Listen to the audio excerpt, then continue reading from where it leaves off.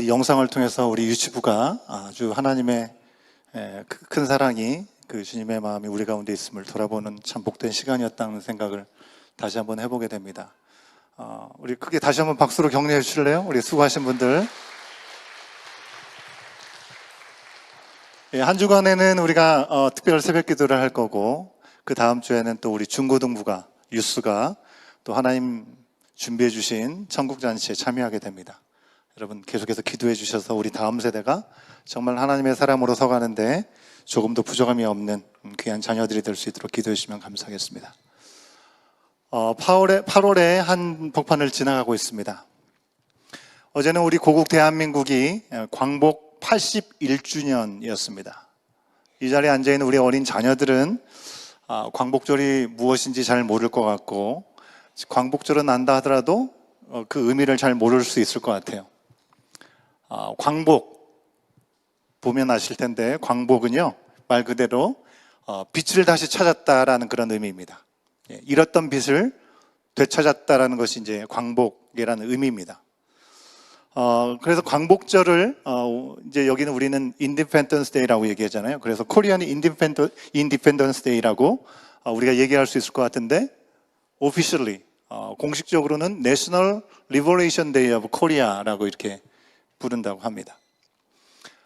일본의 지배 아래서 있었던 우리나라 1945년 3월 1일에 8월 15일에 독립해서 다시금 자유를 얻게 된 날이었습니다. 그날을 기억해서 우리가 광복절로 지내게 되는 거죠. 우리가 일본의 다스림을 받았을 때 나라를 빼앗겼습니다. 우리가 우리나라 땅, 우리 부모님들, 조상들이 우리의 땅에 살고 있지만 마음대로 하면서 살 수가 없었습니다. 한국말을 할 수가 없었던 것이고요. 그리고 글도 자유롭게 한국말을 쓸 수가 없었습니다. 우리 이름을 잘 갖고 있잖아요. 그죠? 그런데 그때 당시에는 한국의 이름도 쓰지 못하게 했습니다. 일본 이름으로 바꿔서 쓰게 했던 시간이 있었습니다. 그럼 오늘 우리가 이 자리에 모여서 함께 예배를 드리고 우리 한국말을 하기도 하고 우리 이름을 자유롭게 사용하면서 뭐든 내가 하고 싶은 대로 할 수 있죠. 이런 자유는 불과 81년 전에는 당연한 것이 아니었다는 것입니다. 여러분, 한국에 가면 천안이라는 동네가 있습니다. 천안. 한국에 사셨던 분들은 아실 거예요. 그죠? 천안하면 뭐가 생각나시나요? 호두과자. 역시 천안하면 호두과자죠. 그죠? 천안하면 호두과자가 가장 유명합니다. 그래서 고속도로 휴게소를 가게 되면 여지없이 언제나 천안의 명물 호두과자를 맛볼 수가 있습니다. 호두과자가 천안하면 떠오르는 것인데, 그뿐만 아니라 천안하면 또 대학이 많은 도시다라고 많이 유명해 있습니다. 서울에 유명한 대학들이 많이 있잖아요. 그죠? 그런데 공간들이 부족하다 보니까 서울에서 많이 떨어지지 않은 곳에, 넓은 곳에 캠퍼스를 많이 만들었는데, 바로 천안에 많은 캠퍼스 대학들이 있다고 하는 것이죠. 그리고 기독교 계열의 대학들도 참 많이 있는 것 같습니다. 대학도 많고 호두과자로도 유명하고. 근데 어제 광복절이었잖아요. 광복절인 어린이제를 생각하면서 천안 하면 또 하나 생각나는 것이 있습니다. 뭐가 생각날까요? 광복절과 천안을 연결해 보세요. 어디서 얘기하신 것 같아요. 독립기념관이 있습니다. 천안에. 그죠? 인디펜던스 홀이라고 얘기를 하면, 홀 오브 코리아라고 영어로는 얘기를 하던데요. 1987년에 천안에 세워진 이 독립기념관에는 천안 출신으로 아주 유명한 유관순 독립열사의 내용들을 기억하는 것들이 담겨져 있습니다. 많은 독립운동가들에 대한 이야기와 역사도 거기에 담겨져 있습니다. 그림에 보이는 저분이 유관순 할머니인 거죠. 우리한테는. 나라가 자유를 얻기 전, 해방이 오기 전에 26년 전이었던 1919년 3월 1일에는 그 유명한 만세운동이 서울에부터 시작해서 전국으로 퍼져나가서 곳곳에서 대한독립 만세를 외치게 되었던 것입니다. 아직은 독립이 되지 않았는데, 아직은 자유롭지 않게 되었지만 독립이 오늘 그날이 분명히 올 거라는 기대를 가지고 소망을 가지고 외쳤던 것입니다. 사실 독립운동이 교회를 중심으로 일어난 것은 아닙니다. 하지만 이 독립선언서를 만들었던 그리고 낭독했던 민족 대표 33명 중에 무려 16명이, 반 이상이 크리스천들이었습니다. 그들은 하나님의 말씀 안에서 아주 불의한 일본의 침략에 대해서 침묵하지 않았습니다. 내가 한 사람이 뭐 한다고 막 바뀌겠어? 하고 가만히 있지 않았다는 것입니다. 대항했고 자유를 외쳤던 것입니다. 3.1 운동을 얘기할 때 가장 유명한 이 유관순 열사, 이 유관순 열사는 서울의 이화학당을 나왔다고 합니다. 지금의 이화여자대학교인 거죠. 기독교 학교를 다녔던 것입니다. 집안도 기독교 출신의 집안이었습니다. 이화학당 사람들과 함께 만세운동을 참여한 다음에 자기 고향 천안으로 내려가서 아온의 장터에서 다시 한번 4월 1일 날 독립운동을, 대한독립 만세를 외치게 되었다고 하는 것입니다. 그러다가 체포가 되었습니다. 그때 나이가 만 16살, 스윗 16이었습니다. 여러분, 16이라는 나이가 제가 전에도 말씀을 드렸지만 그냥 어리게 느껴지죠. 하지만 결코 어리지 않다는 것입니다. 유관순 열사는 독립운동을 한 사람들의 이름들을 물으면서 고문을 당하게 되었습니다. 그렇게 고문하는 일본 사람들에게 다른 사람들 얘기하지 않고 나 혼자 했다라고 말해서 다른 동료들 이름을 밝히지 않은 것 때문에 계속해서 끔찍한 고문을 당하다가 감옥에서 1년 후인 17살 나이에 하나님의 품에 안기게 되었습니다. 유관순 열사는 아주 티네이저이잖아요. 그죠? 청소년이었고 거의 100년 전인 1920년에 감옥에 갇혀서 죽었습니다. 제가 오늘 말씀을 드리지 않으면 아예 모르는 우리 어린 친구들도 있을 텐데 한참 지난 인물이지만 지금도 그녀가 나라를 얼마나 사랑했는지 그리고 빼앗긴 나라를 다시 찾기 위해서 그날을 꿈꾸면서 우리에게 여전히 많은 감동과 도전을 주고 있다는 것입니다. 유관순 열사뿐만 아니라 수많은 이름도 없이 빛도 없이 나라의 해방을 위해서 나 자신을 아끼지 않고 귀한 뜻을 굽히지 않았던 사람들이 있었기 때문에 오늘 우리가 여기 편안하게 있을 수 있는 것이죠. 유관순 열사가 투옥되었던 서대문 형무소 옥사 8호실에 있었던 7명의 사람들이 있었답니다. 그 사람들이 함께 투옥 중이었는데 그들이 함께 지어서 부른 노래가 있대요. 노래 가사가 있습니다. 여러분 화면으로 보신 듯이 진흙색 죄수복을 입은 7명이 콩밥덩이를 먹으며 피눈물로 기도했네. 대안이 살았다, 대안이 살았다. 여러분 이 사람들이 감옥 속에서 노래하던 내용은 얼마 지나지 않아서 현실이 되었습니다. 여러분 오늘 우리는 다시 살아난 대한민국 얼마나 자랑스럽습니까? K컬처, K 이름을 붙이면 모든 것들이 다 수식어가 될 정도로 많은 영향력을 끼치면서 세계 곳곳에서 살아가고 있게 되었습니다. 오늘 우리에게 주신 말씀, 이 말씀은 다가올 미래에 대해서, 다가올 그날에 유대 땅에서 불려질 노래를 이야기하고 있습니다. 오래전에 우리의 조상들이 나라를 잃어버리고 자유를 꿈꾸고 생명을 되찾기를 간절히 소망하면서 노래를 했던 것처럼 이사야 선지자는 유다가 회복되고 다시 세워질 것을 노래했다는 것입니다. 그런데 이 노래는 유다라고 하는 한 노래를 위한 것만은 아니었습니다. 유다 땅에서 부르게 될 이 노래는 분명하지만 유다 땅만을 위한 것이 아니라 선택된 하나님의 백성들, 즉 새하늘과 새 땅을 의미하는 것이었습니다. 그래서 오늘 말씀이 포함된 이사야서 24장부터 27장까지를 소묵시록이다라고 얘기를 하기도 합니다. 묵시록이 뭔가 궁금하시죠? 아포칼립스, 영어로 얘기하면 의미는 그렇습니다. 하나님께서 인간이 스스로 알 수 없는 미래의 일과 하나님의 궁극적인 계획을 계시하시는 말씀, 세상의 마지막 하나님의 심판, 악의 종말, 의인의 구원과 회복을 상징적이고 극적인 이미지로 보여주는 것이 바로 묵시록이라고 하는 것입니다.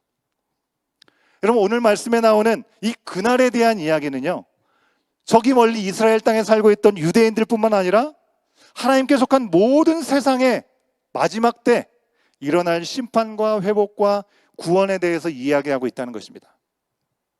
여러분, 한민족의 이 역사적인 멸망과 회복을 담을 뿐만 아니라 그 너머의 마지막 날에 하나님께서 온 세상을 심판하시고 자기의 당신의 백성을 구원하실 그 이야기에 대해서 이야기하고 있습니다.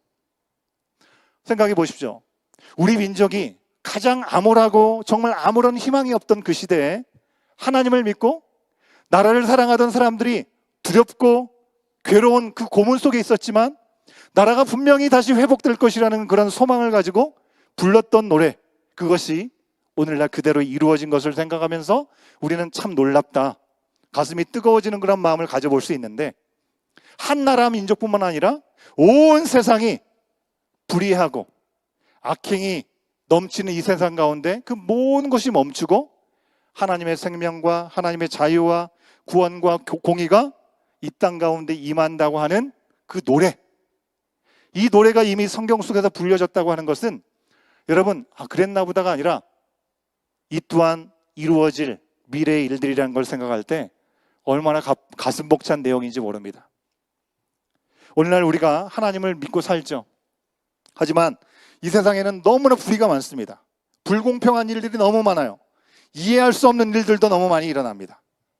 힘 있는 사람들, 돈 많고 빽 있고 능력 있다고 하는 사람들이 이기적이고 잔인한 불의와 악행은 행하는 것은 끊이지가 않습니다. 사람들이 이런 불의로 인해서 괴롭고 힘들어요. 그렇기 때문에 법이든지 질서이든지 공권력이 어쩔 수 없이 힘 있는 자들의 그 악행을 스스로 참교육하는 그런 내용들이 얼마나 우리 주위에 많이 있습니까? 스파이더가 개봉되었던데요. 스파이더 같은 히어로가 등장하고 우리나라로 치면 홍길동과 같은 사람들의 이야기가 드라마로 만들어지고 영화로 만들어지고 인기가 있는 이유가 바로 거기 있지 않나 생각이 됩니다. 이렇게 불의한 세상이 바뀌기를 대부분 우리가 다 바라고 있습니다. 공평하고 하나님의 사랑이 넘치기를 바라고 있습니다. 하지만 부끄럽게도 때때로 우리는 그런 무너진 공의와 불의에 침묵으로 때로는 동의하거나 어쩔 때는 나의 작은 유익을 위해서 타협하기도 하는 모습이 우리 가운데도 있지 않나 생각을 해봅니다. 여러분, 우리가 적극적으로 악하고 불의한 일을 애써서 하지 않습니다. 하지만 그래도 결코 떳떳할 수 없는 순간들이 우리의 삶의 자리에도 있지 않습니까? 특히 우리가 이민 생활을 하고 있습니다. 이민 사회에서 공공연하게 이루어지는 불의한 타협들이 사실 있잖아요. 이민을 위해서 혹은 어떻게든지 세금을 덜 내려고 쓴 속된 말로 꼼수들이 분명히 있습니다. 뭐 이것쯤이야 뭐 어떻겠어 하면서요. 일터에서 상사나 동료가 부당한 일을 당해도 내가 괜히 나섰다가 나만 불이익 당하면 안 되지. 침묵을 할 때가 있기도 하고요. 학교나 교회에서 누군가 왕따를 당했는데 이를 문제 삼았다가 나까지 왕따 당하면 안 되지. 그냥 모른 척 하든지 아니면 험담하는데 참여하는 일들이 있기도 합니다. 남들이 다 숙제에 베껴서 쓰거나 AI로 하지만 다 그렇게 하니까 나도 그렇게 한다라고 당연하게 생각하는 것도 문제가 되겠죠. 자존심을 지키기 위해서 거짓말을 하는 것, 뭐 그런 정도야 뭐 별거 아니지 라는 생각을 하기도 합니다. 자유와 공의를 찾기 위해서 자기 목숨을 아끼지 않았던 사람들, 그런 사람들이 우리의 조상들 가운데 있었던 걸 생각할 때 우리를 한없이 작게 만드는 나만 아는 불의한 타협들의 순간들이 우리 가운데 있죠. 저에게도 있었던 것 같습니다. 타협 없이 바르게 살려고 애를 쓰면 더없이 비웃음을 당하고 불이익을 당하기 일수인 것이 실제 우리의 세상입니다. 악한 이 세상의 한가운데 나만 하나님을 경외하고 바른 길을 걷는다는 것, 여러분 너무 어렵고 쉽지 않습니다. 우리가 이를 알기 때문에 우리는 그 모든 불의와 악이 무너질 그날을 더 기대하게 되죠. 기다릴 수밖에 없습니다. 그러나 오늘 말씀에서 우리가 때로 어쩔 수 없이 받아들이고 적응하면서 살아가는 이 불의의 세상이 결국 무너지게 될 것이다 라고 분명히 말씀하고 있다는 것입니다. 그리고 오직 주님의 공의, 주님의 권능으로 다스려질 그날이 분명히 올 것이라고 말씀하고 있다는 것입니다. 오늘 말씀의 노래에는요, 그날이 되면 어떤 변화가 일어날지를 우리 가운데 말씀해주고 있습니다. 이 노래는 크게 세 가지 내용이 담겨져 있는데요. 그날이 오면 그날에 어떤 일들이 벌어지게 되는가. 첫 번째, 하나님을 의지하는 자에게 완전한 평화를 주신다라고 말씀하고 있습니다. 완전한 평화. 때로 있다가 때로는 사라지는 것이 아니라 변하지 않는 하나님을 의지하는 자에게 주신 평화가 있다는 것입니다. 26장 1절 말씀을 세 번역으로 같이 한번 확인해 보도록 하겠습니다. 함께 읽습니다. 시작. 그날이 오면 유다 땅에서 이런 노래를 부를 것이다. 우리는 주님께서 신이 성벽과 방어벽이 되어서 우리를 구원하셨다. 주님이 성벽과 방어벽이 되셔서 이 성이 견고하다고 말합니다. 여러분, 이사야가 예언하던 그 당시에는 어떤 시대냐면 아수르라고 하는 거대한 나라가, 큰 나라가 위협을 하던 시대였습니다. 그리고 주변의 나라들이 동요하기 시작했던 때였습니다. 당시의 유다의 왕실과 지도자는 도대체 무엇을 의지하면서 살아가야 될 것인가라는 고민을 하면서 순령해야 했습니다. 가장 먼저 유다에게 다가왔던 큰 위협은 아수르였습니다. 거대한 제국이 그들을 삼키려고 다가오는 것이었습니다. 아수르는 점점 세력을 확장하면서 다른 나라들에게 조공을 받기 시작했습니다. 야, 니들 돈 내놔, 먹을 거 내놔. 어쩔 수 없이 내놔야만 했었습니다. 그러자 북이스라엘이, 유다보다 위치에 있던 북이스라엘이 멸망당할 수밖에 없기 때문에 멸망 전에 아람이라는 나라과 손을 잡았습니다. 그리고 남유다에게도 야, 우리 손잡자라고 얘기했습니다. 남유다의 왕이었던 아하스 왕이 고민하게 되죠. 그때 이사야 선지자가 하나님의 명령을 가지고 이 아하스 왕에게 이야기를 합니다. 뭐라고요? 너희가 믿음 안에 굳게 서지 못한다면 너희는 절대로 굳게 서지 못할 것이다.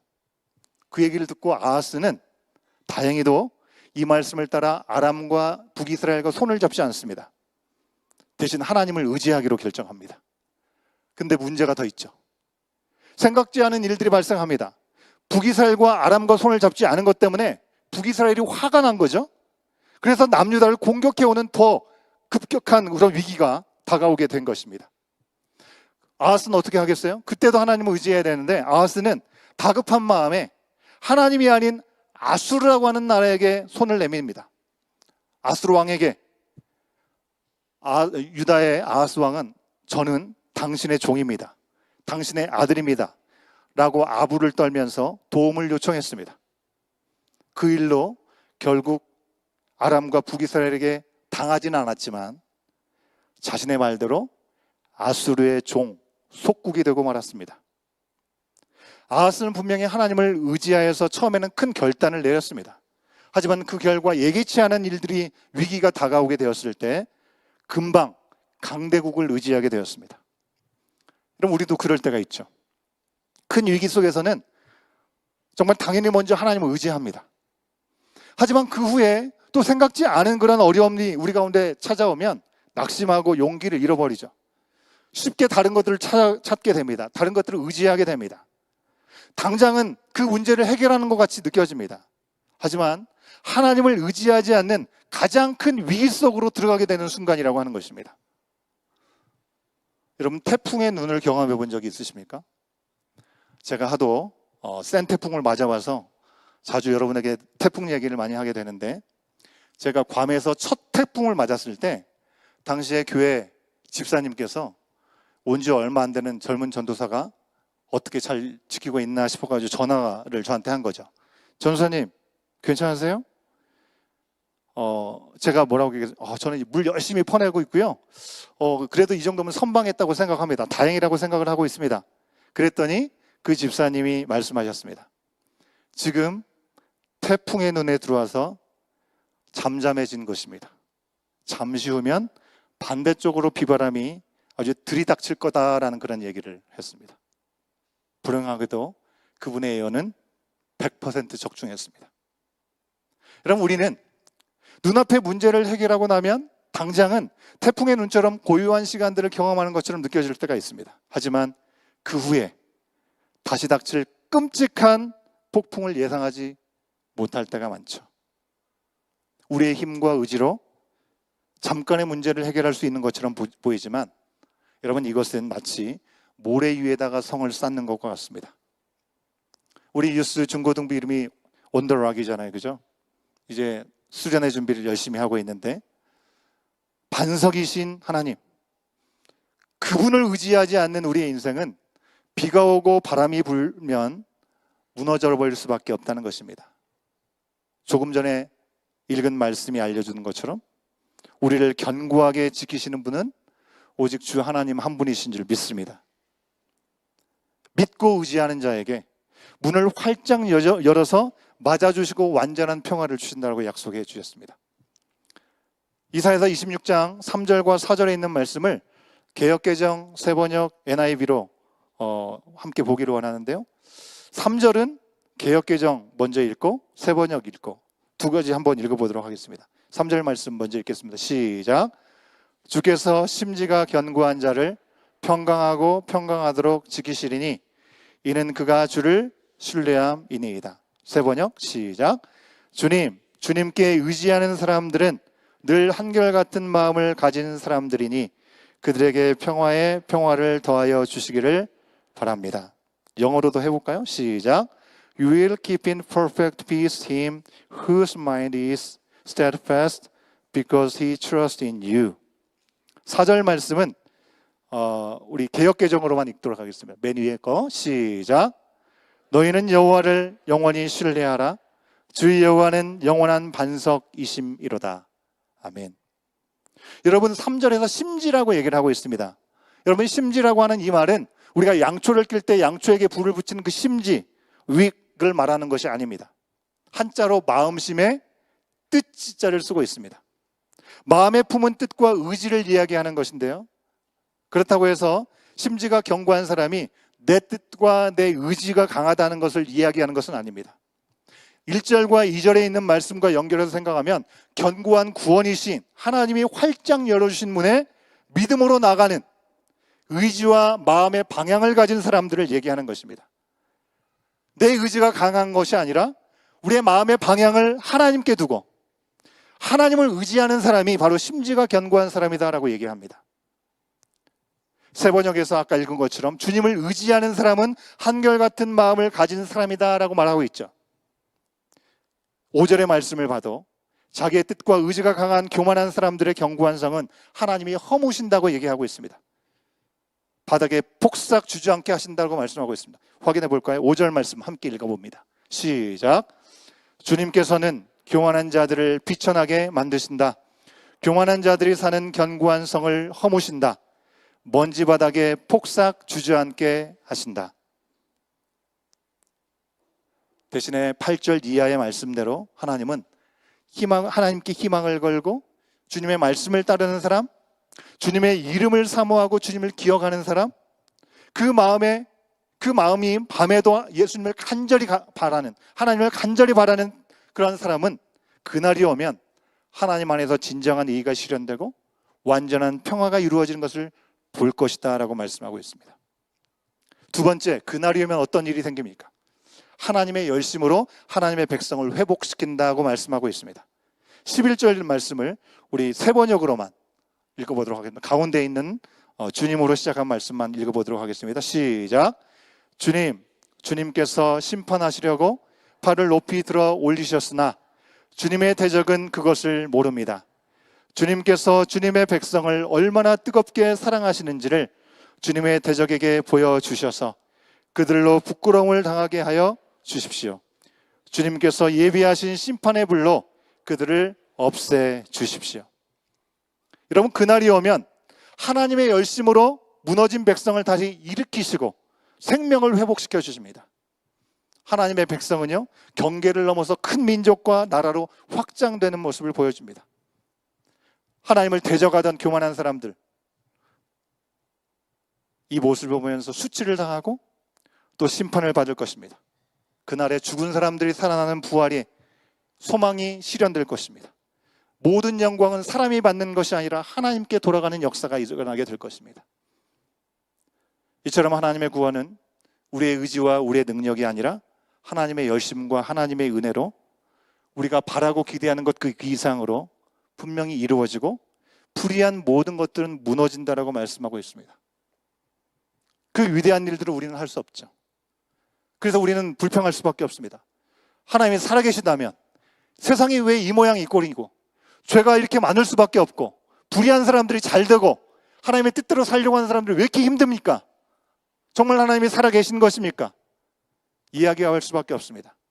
하지만 그날이 오면 모든 것이 밝혀진다고 말씀하고 있습니다. 마침내 이루실 우리 주 하나님을 그러기에 우리는 의지할 수 있는 줄 믿습니다. 그날이 오면 변화되는 세 번째는요, 하나님은 교만한 권세를 무너뜨리시고 마지막 심판을 이루신다는 것입니다. 14절에 있는 말씀을 같이 한번 확인해 봅니다. 함께 읽습니다. 시작. 주님께서 그들을 벌하시어 멸망시키시고 그들을 모두 기억에서 사라지게 하셨으니 죽은 그들은 다시 살아나지 못하고 사망한 그들은 다시 일어나지 못할 것입니다. 여러분, 스스로 견고하다고 자랑하던 교만한 세상, 완전히 허물어지는 시간이 온다는 것입니다. 인간의 권세와 세상의 교만은 더 이상 존재하지 못하는 정도가 아니라 기억에서조차 사라진다는 것입니다. 오직 하나님을 의지하는 사람들은 그 무서운 심판에서 구원을 받지만 끝까지 거역하면 영원히 끊어지고 지워지게 된다고 말씀하고 있습니다.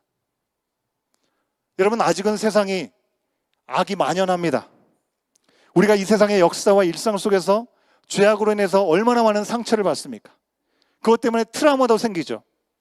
우리 스스로 남긴 수치와 흔적들, 여전히 우리를 괴롭히는 이 세상입니다. 그러나 예수 그리스도를 허락하셔서 우리를 모든 죄에서 이미 건지셨습니다. 마침내 그날이 오면 구원이 완성되는 새하늘과 새 땅, 그 시간이 우리 가운데 오면 여러분, 우리는 노래하게 될 것입니다. 우리의 반석이신 하나님, 우리가 의지한 유일한 구원자 예수 그리스도께서 약속대로 승리하셨다고 우리는 노래하게 될 것입니다. 이제 더 이상 불의와 고통과 눈물, 그것은 더 이상 없다고 우리는 노래할 수 있을 것입니다. 사랑하는 여러분, 그날이 오기까지 우리는 어쩌면 좁고 험한 이 믿음의 길을 악한 세상 한 군데에서 계속 걸어야 합니다.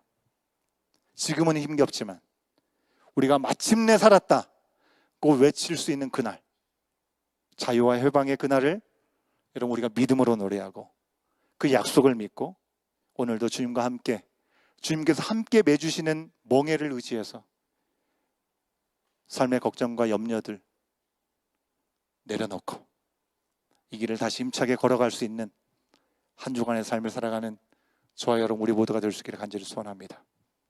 찬양팀은 나오시면 좋겠습니다.